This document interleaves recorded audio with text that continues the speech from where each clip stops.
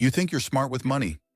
You've read the books, followed the advice, yet deep down, you feel uneasy. That nagging doubt creeps in every time you spend. It's almost as if you're performing financial acrobatics. But one slip, and you might fall flat.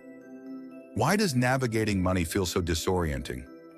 Have you ever stopped to question why, despite your knowledge, your bank account doesn't reflect it? Let me ask you something. What if the very way you think about money is your greatest obstacle? The truth is, financial literacy alone won't save you. What truly matters is the psychology that fuels your decisions. But here's what nobody tells you. Understanding this isn't just about numbers. It's about understanding yourself in relation to money. Have you ever found yourself impulsively buying something you didn't need, only to feel regret later? Or perhaps you've clung to an underperforming investment, convinced it will turn around? These behaviors don't stem from a lack of knowledge. They arise from deep-rooted psychological patterns. It's a painful truth, one that we often ignore. Your financial choices are more about how you feel than how informed you are. Imagine standing at the edge of a cliff, looking down. You must decide whether to leap into the unknown or retreat to the safe ground. This is the essence of financial decision-making. You face choices that provoke fear, excitement, and sometimes sheer confusion. But what if you realize that those feelings are the very compass guiding your financial journey? You're losing money right now, not because you lack knowledge, but because your emotions lead you astray. Each impulse buy, each decision made in haste, chips away at your financial foundation. The current economic landscape is littered with distractions, each one vying for your attention, pulling you in different directions. But how many of these distractions have truly benefited you? Let's delve deeper. Picture the last time you splurged on something.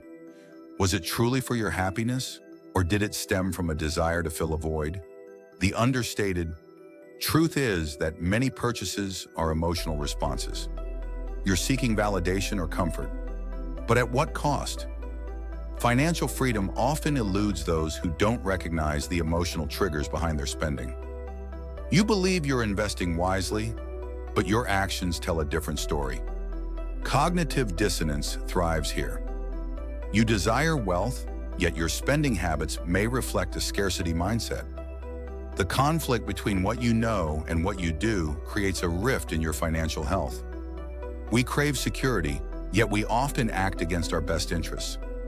It's a paradox that leaves you questioning your intelligence and choices. But let's pause here. I want you to consider this. What if your financial future hinges on your ability to confront these uncomfortable truths? Picture yourself 5 years from now.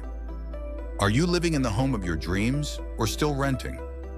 Are vacations a regular indulgence, or do you find yourself stuck in the cycle of work and bills? The path to wealth is paved with discomfort. You must confront the uncomfortable emotions that surface when you think about money. Think about how many people avoid looking at their bank statements, fearing what they might see. This avoidance is a form of self-sabotage, an impulse that keeps you from truly understanding your financial reality. Let's dissect the psychology at play here. When you avoid confronting your financial situation, you create a narrative that serves to protect your ego. It's easier to believe you're doing fine rather than face the reality that your choices may be leading you astray. This is not just about numbers, it's about identity. You want to be seen as financially savvy, yet your actions contradict that vision. There's a bittersweet irony in this. The very knowledge that brings you comfort can also be a source of pain. You might say, "I'm trying my best," but deep down, you might know that your best isn't enough. The emotional weight of these contradictions can feel suffocating. It's a heavy burden to bear, one that can lead to despair if left unchecked. Let's take a moment to explore the concept of loss aversion. This idea posits that losing something feels worse than gaining something of equal value feels good. You might cling to that old investment, not because it's doing well, but because the thought of losing even more feels unbearable. This fear controls you. It shackles your potential for growth while keeping you trapped in a cycle of mediocrity. And here's a question that lingers. How often do you find yourself justifying poor financial decisions with flimsy reasoning? I deserve this treat, you might say as you swipe your card. But beneath that justification lies a deeper story. It's a story about your self-worth and the emotional scars that shape your spending habits. Imagine if you could untangle this web. What if you took a step back and examined how your emotions influence your financial behaviors? Could you start making decisions that align with your true values rather than fleeting desires? Now, I want to reveal the insight that resolves this tension. The painful truth is that your financial success hinges not on your intellect, but on your emotional intelligence. It's this realization that can transform everything. You can learn all the strategies, read all the books, but if you don't understand the emotions driving your decisions, you're merely spinning your wheels. Consider the implications of this realization for your life. What if, by acknowledging your emotions, you could take control of your financial destiny? Imagine being able to recognize the triggers that lead you to make hasty decisions. What if you could stop and think before each purchase, assessing whether it aligns with your long-term goals? This newfound awareness can breathe life into your financial journey. You could cultivate a mindset that fosters not just wealth, but peace of mind. No longer would you find yourself in the cycle of regret. Instead, you would operate from a place of clarity and intention, making choices that genuinely reflect your aspirations. As you contemplate these ideas, I encourage you to take action.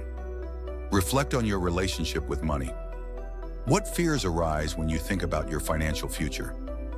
What emotional patterns do you recognize in your spending? Acknowledge them. Sit with them. If this changed how you think about money, subscribe to Mind Over Money right now, because understanding your financial psychology is how wealth actually starts. Hit that like button if you're ready to think differently. Your journey to financial empowerment begins with embracing the complex emotions that shape your life.